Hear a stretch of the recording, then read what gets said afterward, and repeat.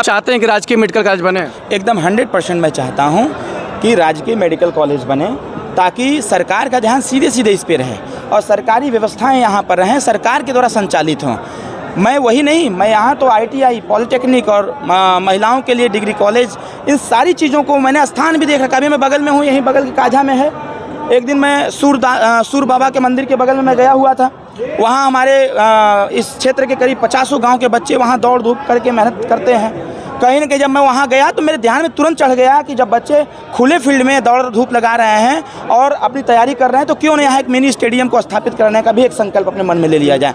मुझे 4 दिन बाद पता चला कि वहाँ पर सरकार के द्वारा कस्तूरबा इंटर कॉलेज बनाने की व्यवस्था बनाई जा रही है। हमने तुरंत बातचीत करके हमने कहा कि यहाँ मुझे आने वाले समयों में सरकार से बात करके मिनी स्टेडियम बनाना है, क्योंकि यहाँ के 50 गाँव के बच्चों की आस्था जुटी हुई है। वहाँ से थोड़ी दूर पर 6 बीघा का ज़मीन है, वहाँ पर कॉलेज बनाया जाए, हमें कोई आपत्ति नहीं। और सरकार ने और यहाँ के प्रशासन ने उसको स्वीकारता भी प्रदान किया। गठबंधन कर रहे हैं कि सरकार बनाने जा रहे हैं। अरे भाई, अगर वो बंद आँख से सपना देख रहे हैं तो देखें, और सपना देखने का अधिकार तो सबका है। कौन नहीं कह रहा कि हमारे साथ निर्दल जो प्रत्याशी है वो भी कराम जीत रहे हैं। तो बंद आँख से सपना जो देख रहा है वो देखे, वो सिर्फ सरकार बनाने का सपना देख सकते हैं। लेकिन हम जो सपना देख रहे हैं, हमारी सरकार जो देख रही है, जो 2047 का विकसित भारत का संकल्प रखा गया है, उसको पूरा करने के लिए सबसे पहले घोसी को विकसित करना नितांत आवश्यक है। हम घोसी कैसे विकसित होगा, 21,86,000 मतदाताओं पर विश्वास कैसे होगा, उनको स्वतः पर कैसे विश्वास होगा कि हर बार का जनप्रतिनिधि एक जैसा नहीं होगा। इस बार का जनप्रतिनिधि अगर छड़ी का निशान पर वोट मिलता है, लोग मौका देते हैं, तो विगत 20 साल का हम 5 साल में करके दिखाने का काम करेंगे। और मैं नहीं कहता, ये जनता ही इस चीज़ की स्वीकारता प्रदान कर रही है कि पहली बार तो एक युवा प्रत्याशी, माननीय मुख्यमंत्री जी ने कहा कि भाई जब महापरिवर्तन का आगाज़ और नव निर्माण का आगाज़ और क्रांति का आगाज़ एक युवा करता है, तो माननीय मुख्यमंत्री तो सीधे सीधे निर्देश दिया है, सीधे सीधे एक बयान में अपने कह दिया उन्होंने कि युवा प्रत्याशी को मौका दीजिए जो घोसी की तस्वीर को बदल कर रख देगा। सुधार अधिकारी हैं कि जो भी योजनाएं आती थी उसको बंद कर दी गई, मुंह में आने नहीं दिया गया। देखिए ऐसा नहीं है। आज वही योजनाएं आई हैं तो जो खराब रास्ते हैं वो भी बनना चालू हो गए हैं। पूर्वांचल एक्सप्रेसवे है, 4 लेन का रास्ता है जो बनारस से लेकर के गोरखपुर तक जा रहा है मऊ को देखते हुए।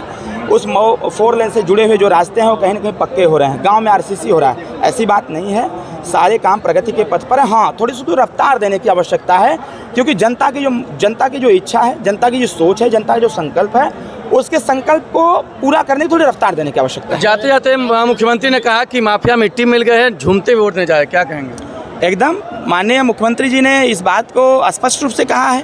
पहले तो भैया ये भी होता था कि वोट देने के बाद विरोधी दल के लोग अगर पूछते थे कहाँ वोट दिए, उसने बता दिया कि हमने यहाँ वोट दिया, तो उसका हाथ काट दिया जाता था। वोट देने के लिए घर से निकलता था तो हल्ला मचता था कि गोली चलने वाले लोग वोट देने नहीं जाते थे। अगर लोग पहुँच भी जाते थे तो जिस प्रकार से लाठी चार्ज होते थे, लाठी डंडों से पीटे जाते थे, वो नहीं होता है।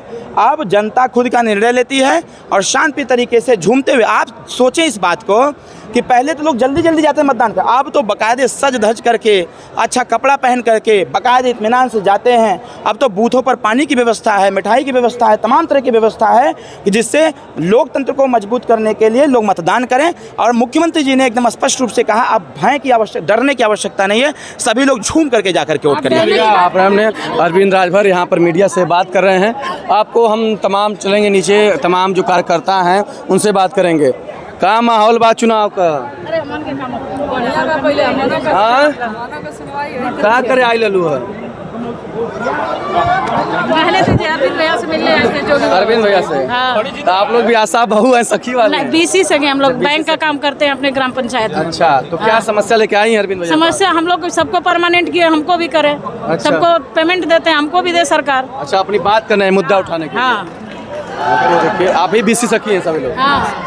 देखिए तो चुनाव में अपनी मुद्दा रखेंगे। हाँ, रखेंगे, क्यों नहीं रखेंगे? यही तो मौका हमको मिलेगा रखने के लिए। हाँ, जो सरकार हमारा चुनाव की है, हम तो उन्हीं को चुन रहे हैं। हाँ। आपकी बाकी सखी शांत है, उत्साह है, कैसे? अरे सब पे काम करें।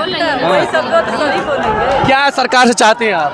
हम लोग को परमानेंट किया जाए। हाँ। हाँ, जितनी मांगे हैं हम लोग को पूरा किया जाए, यही हम लोग की। नहीं पूरा होगा तो काहे नहीं पूरा होगा? जाएंगे। अरे भाई चुनाव है तो। अरे तो चुनाव के बाद जाएंगे ना। लोकसभा से छड़ी जीत रही है और आप तो मुस्लिम हैं। सारे मुसलमान घोसी लोकसभा के छड़ी के पर बटन दबाएंगे। योगी जी तो कहे हैं कि इंडी गठबंधन आरक्षण नहीं लेना चाहते हैं। ऐसा है कि योगी जी मोदी जी मुसलमानों को सम्मान आरक्षण नहीं देंगे, आरक्षण की बात कर रहे हैं। मुसलमानों को सम्मान दे रहे हैं। छड़िए आएगा छड़ी आएगा। तो देखिए यहाँ पर तब प्रत्याशी के पीछे तमाम लोग समर्थक हैं और ज़बरदस्त भीड़ है, गर्मी है। इस भीड़ के बीच हम आते हैं और दिखाते हैं कि यहाँ पर एक बड़ी जनसभा हुई। जनसभा अब ख़त्म हो चुकी है। जनसभा में सीएम योगी पहुँचे थे और पूरी यह जो हुजूम पूरी भीड़ भरी थी, आगे भी भीड़ थी और अपने सीएम के दीदार के लिए लोग आए थे और सीएम ने अपने प्रत्याशी यानी कि जो एनडीए गठबंधन के प्रत्याशी हैं अरविंद राजभर, उनके पक्ष में मतदान की अपील किए।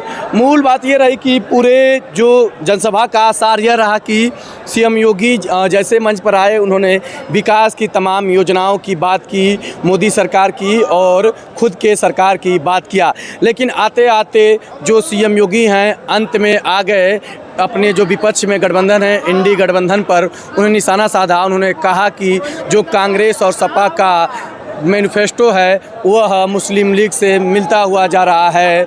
यह लोग मुस्लिमों को आरक्षण देने की बात कर रहे हैं, जो पिछड़े दलित हैं उनकी आरक्षण को छीन लेंगे सरकार बनेगी तो उन्होंने कहा कि क्या मुस्लिमों को आरक्षण देना चाहते हैं, तो भीड़ ने कहा कि नहीं। तो यानी कि साफ साफ यह है कि पूरे पूर्वांचल के इस चुनाव को, जो अंतिम चरण का चुनाव है, वह भाजपा हिंदू मुस्लिम को करने के लिए पूरा अपना योजना बना ली है, क्योंकि पीएम ने और सीएम दोनों ने घोषी में पूरे मुस्लिमों को टारगेट पर किया। और सबसे बड़ी बात यह है कि जो सीएम योगी लास्ट में उन्होंने कहा कि जो इंडिया गठबंधन यानी कि एनडीए गठबंधन सरकार है अपने मैनिफेस्टो में वह विरासत टैक्स लगाना चाहती है।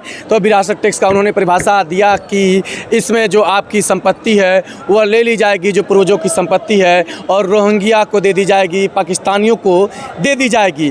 तो कुल मिलाकर के यह है कि सीएम योगी ने विकास की बात की अपने सरकार की, साथ ही साथ चुनाव को जो हिंदू मुस्लिम के ध्रुवीकरण पर भी लाने का प्रयास किया।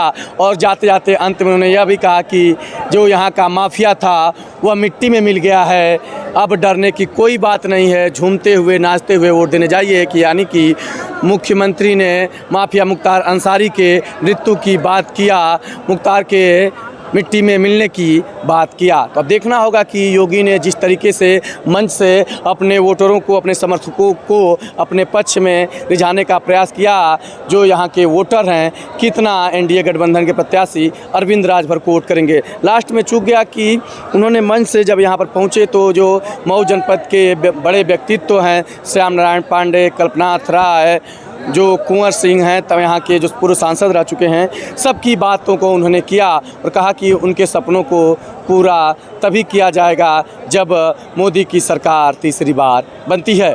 पत्रिका उत्तर प्रदेश के लिए अभिषेक सिंह, रानीपुर, घोसी लोकसभा।